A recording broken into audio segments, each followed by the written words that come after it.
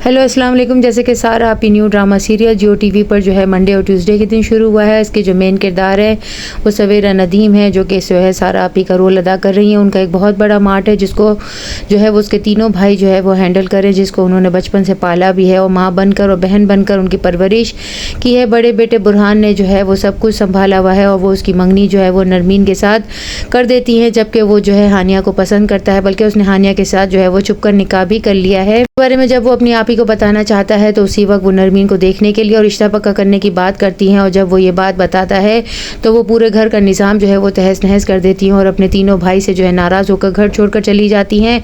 यहाँ पर उसके दोनों छोटे भाई जो है वो अपने बड़े भाई को जो है वो बहुत मलामत करते हुए कहते हैं कि आपको आपी की बात मान लेनी चाहिए थी, ऐसा नहीं करना चाहिए था। यहाँ पर नेक्स्ट एपिसोड में ये भी दिखाया जाएगा कि सारा आपी जो है वो अपने भाई बुरहान के सामने शर्त रखते हुए कहेंगी कि तुम्हें जो है हम दोनों में से किसी एक का इंतखाब करना होगा, या तुम मेरा इंतखाब करोगे या हानिया को वरना घर छोड़कर चले जाओ। यहाँ पर हानिया जो है वो भी बुरहान को समझाते हुए कहती है कि मेरे लिए भी इतना ही मुश्किल है अपने वालिद से बात करना, वो किसी तौर पर भी जो है वो मानेंगे नहीं। यहाँ पर जब नरमीन को देखने के लिए सारा भी अपने दोनों भाई को लेकर जाती हैं तो वो जो है दूसरे वाले भाई को पसंद कर लेती है और ख्वाब व ख्याल में उसी को पसंद करने के बाद शादी करने के सपने बुनती है। लेकिन जब बुरहान की तस्वीर उसके सामने आती है तो वो अपने घर वालों को बता देती है कि मुझे जो है इस लड़के के साथ शादी नहीं। सारा भी जो है बड़े वाले भाई बुरहान की मंगनी करने के बाद दोनों छोटे भाई की भी शादी करना चाहती है, लेकिन जब बुरहान के बारे में उन्हें पता चलेगा तो वो अपनी तरबियत पर अफसोस करते हुए कहेंगी कि मुझे बहुत अफसोस हो रहा है कि तुमने मुझे धोखा दिया है।